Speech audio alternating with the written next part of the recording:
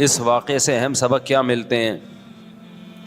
محرم میں ہم کون سے ایسے کام کر رہے ہیں جس سے ہم اللہ کے غضب کے مستحق ٹھہر رہے ہیں؟ یہ چند باتیں ہیں جس پر انشاءاللہ آج میں بات کروں گا۔ اللہ تعالیٰ ہم سب کو عمل کی توفیق عطا فرمائے اور حق کہنے کی توفیق عطا فرمائے۔ دیکھو، ایک بات خوب اچھی طرح سمجھ لو، اسلام 1400 سال پہلے مکمل ہو چکا ہے۔ کسی واقعے کی وجہ سے اسلام کو تبدیل نہیں کیا جاتا، بلکہ اسلام کی روشنی میں اس واقعے کے جو تقاضے ہیں ان پر عمل کیا جاتا ہے۔ ہمارے ہاں ہو یہ رہا ہے، واقعات کی بنیاد پہ مسائل نکالے جا رہے ہیں۔ 10 محرم کا دن سیدنا حسین ابن علی رضی اللہ عنہ کی شہادت سے پہلے بھی عظیم تھا، اور سیدنا حسین ابن علی رضی اللہ عنہ کی شہادت کے بعد بھی عظیم دن ہے۔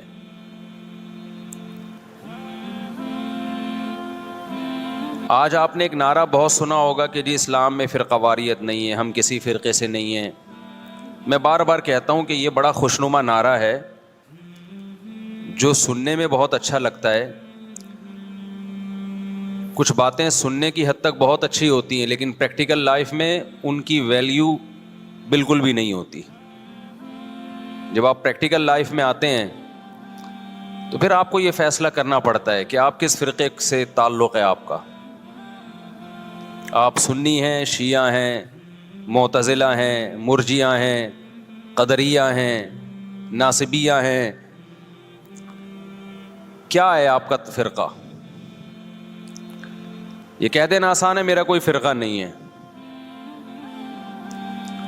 اس پر سب سے بڑا اشکال یہ ہوتا ہے، یہ میں اس لیے فرقے کی بات کر رہا ہوں کہ آپ کو بھی طے کرنا پڑے گا کہ آپ یا تو شیعہ بن جاؤ بھائی، یا سنی بن جاؤ، ایک طرف ہو جاؤ آپ۔ محرم میں شیعہ بنے ہوئے ہوتے ہیں، رمضان میں سنی بنے ہوئے ہوتے ہیں، ربیع الاول میں بریلوی بنے ہوئے ہوتے ہیں، تو پتہ ہی نہیں چلتا کہ ٹکتا ہی نہیں ہے کسی ایک جگہ۔ اس بات میں دو رائے نہیں ہو سکتی کہ سیدنا حسین رضی اللہ تعالی عنہ کو جو کربلا میں شہید کیا گیا، یہ کائنات کا بدترین ظلم تھا۔ جس نے آپ کی گردن مبارک پہ تلوار رکھی، اس کی بدبختی میں دو رائے نہیں ہو سکتی۔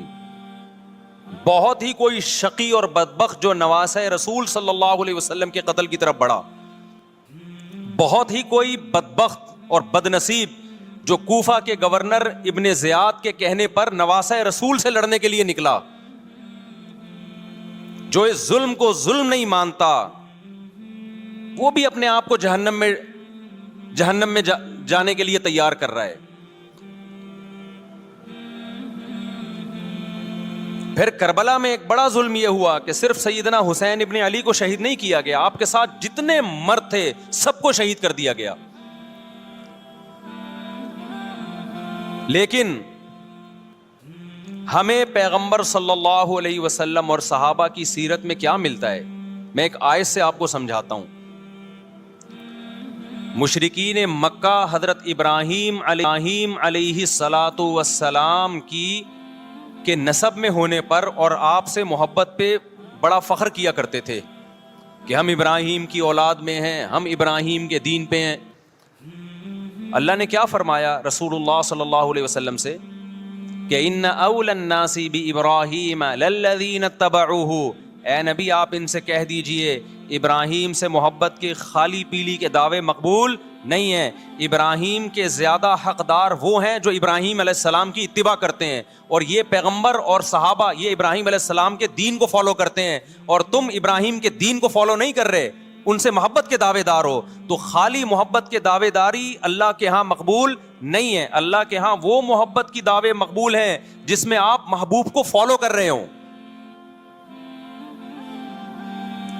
سیدنا حسین ابن علی رضی اللہ تعالی عنہ جو جنت کے جوانوں کے سردار ہیں، آپ سے محبت کا دعویٰ اس وقت مقبول ہوگا جب آپ سیدنا حسین کی سیرت کو فالو کریں گے. رونا پیٹنا ماتم کرنا یہ سیدنا حسین اور اہل بیت کی سیرت نہیں ہے. صبر کرنا, ظالم کے سامنے ڈٹ جانا, جان کے خوف سے اپنی پالیسیوں سے پیچھے نہ ہٹنا, یہ سیدنا حسین ابن علی رضی اللہ عنہ کی سیرت ہے جو آج ہمیں کہیں بھی نظر نہیں آتی.